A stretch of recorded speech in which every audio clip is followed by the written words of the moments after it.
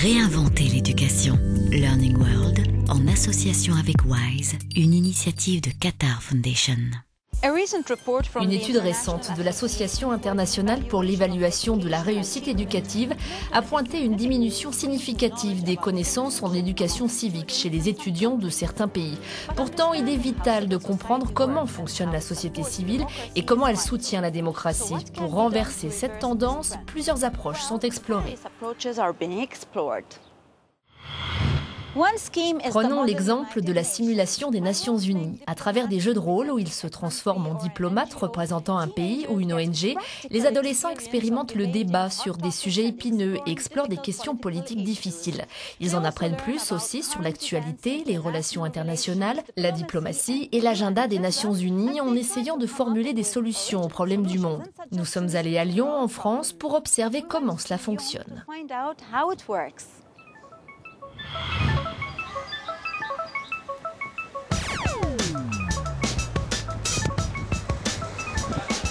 Ces lycéens n'ont pas encore le droit de vote, mais se comportent déjà comme de vrais politiciens. À première vue, c'est une réunion des Nations Unies. Pourtant, il s'agit bien d'un cours d'éducation civique, un exercice grandeur nature. 2 jours durant, ils vont devoir trouver des solutions pour la planète, débattre et argumenter. Bien sûr, il y a une sorte de côté artificiel. Le simple fait de porter un costume, de manager les autres, me fait sentir comme un vrai homme politique avec des gens qui débattent vraiment des problèmes du monde.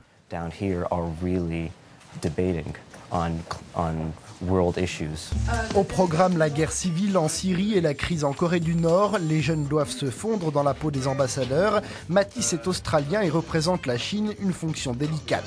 Je dois faire attention à ce que je dis. La plupart du temps, je dois dire des choses contraires à ce que je pense en réalité. C'est intéressant. Pendant la conférence, vous avez vraiment l'impression de pouvoir changer les choses, même si je sais que ce n'est qu'une simulation des Nations Unies. L'exercice peut paraître anodin, mais la prise de conscience est réelle. Ces lycéens ont mis près d'1 an à préparer l'événement, comprendre le fonctionnement des institutions et les enjeux. Jamais un enseignement traditionnel n'aurait permis un tel résultat. C'est la vraie vie. Ils expérimentent ce que c'est de négocier avec d'autres, d'organiser un événement tel que celui-là, de parler avec les administrateurs, de rencontrer la directrice. Je pense que les étudiants d'aujourd'hui souhaitent être impliqués. Peut-être pas en politique, mais dans l'évolution du monde. Moment phare, l'Assemblée générale. Les délégations vont devoir proposer leurs résolutions, voter, intervenir en public. Ce sont eux qui ont les cartes en main et ils comprennent vite que c'est loin d'être facile. Ça m'a vraiment ouvert une autre perspective sur qu'est-ce que peut être l'éducation civique, sur comment voir notre monde. Et c'est vraiment intéressant parce que c'est aussi dans l'interactivité, c'est être avec d'autres gens et partager une même expérience. La simulation Nations Unies existe depuis plus de 60 ans. Près de 400 conférences de ce genre sont organisées chaque année à travers le monde. Nous avons vu qu'apprendre à débattre est important, mais apprendre à mettre ses idées en application l'est également. Le Danemark, avec sa forte tradition d'éducation civique et son niveau élevé de participation dans les institutions civiles, offre l'exemple d'un pays où tout un chacun a son mot à dire sur la façon dont les décisions sont prises. Voyons à présent certains projets et comment cela se traduit sur le terrain quand il s'agit de concevoir les espaces urbains, par exemple.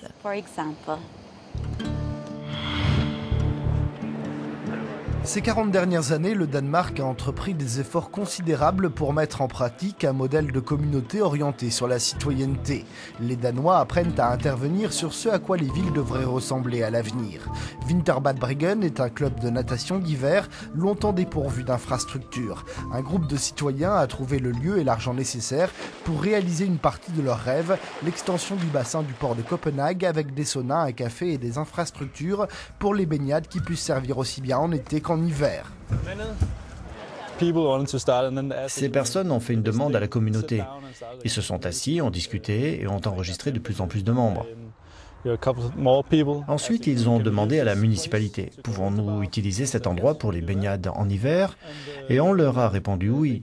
Ils nous ont donné l'argent, nous avons pu engager un architecte pour dessiner les plans du nouveau lieu.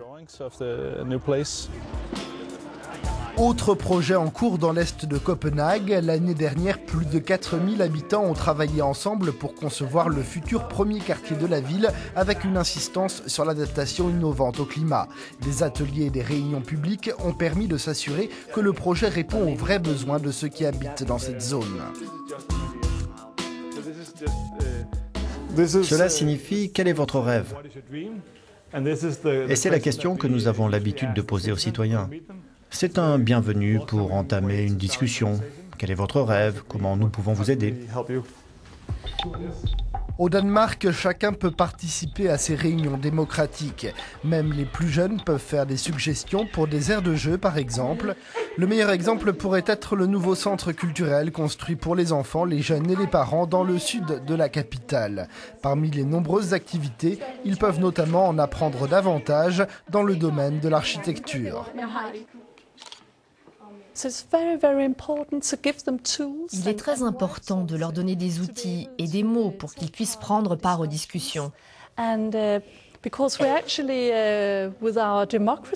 que nous sommes en démocratie. Ils ont donc une voix à faire entendre. Ils doivent pouvoir venir et dire ce qu'ils souhaiteraient pour la ville. Lorsque vous marchez dans la rue, vous vous dites « Oh, c'est bien !» Vous vous souvenez de ce dont vous avez discuté, vous continuez à y penser. Vous acquérez des connaissances en architecture. Une étude récente de l'OSCE démontre que les citoyens sont plus enclins à adhérer aux politiques publiques quand ils ont participé à leur élaboration, même lorsque leurs propositions n'ont pas été retenues. Qu'arrive-t-il si vous ne voulez pas des immeubles et de l'expansion urbaine, mais que vous souhaitez une école pour vos enfants? En Tanzanie, nous explorons à présent un projet communautaire qui consiste à fournir des infrastructures éducatives pour accroître la prise de conscience des enfants sur l'importance de leurs droits civiques. Ces jours de fête dans cette petite communauté Maasai du village d'Esilalei, à environ 120 km d'Arusha, en Tanzanie.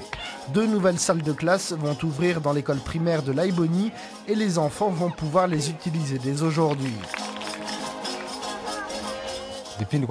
Désormais, les élèves ne manqueront plus de salles de classe. Le niveau d'éducation va augmenter et davantage d'enfants pourront venir à l'école.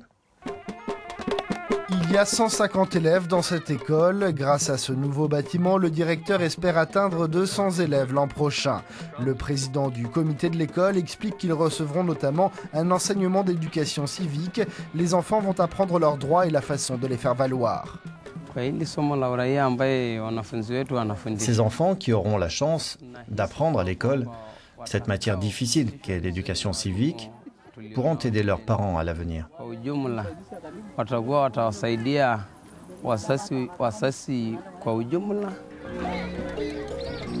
L'école primaire de Laiboni est aussi le résultat des efforts de toute une communauté et notamment de cet homme. Les enfants marchaient beaucoup pour aller à l'école. Un jour, mon enfant a été tué dans un accident de voiture alors qu'il allait à l'école. Et cela m'a motivé pour proposer la construction d'une école près de chez nous. J'ai mobilisé la communauté et nous avons construit l'école. En 2007, la communauté a réussi à construire 2 classes et un bureau pour les enseignants. Mais ces salles de classe n'étaient pas suffisantes pour le nombre d'élèves. 2 niveaux différents partageaient une même salle de classe. Je ne voulais pas apprendre dehors. En 2011, l'Association pour la responsabilisation de la communauté et le développement, une ONG locale basée à Arusha, a constaté, en partenariat avec une ONG internationale, ces efforts de la communauté, sa détermination, et ont décidé de les aider. En 2012, le projet communautaire Africa a organisé une excursion au Kilimandjaro afin de lever des fonds pour l'école. La communauté a aussi participé activement au projet en fournissant la main-d'œuvre nécessaire à la construction des nouvelles classes. J'ai porté de l'eau et des pierres. Je suis content d'être dans une nouvelle classe.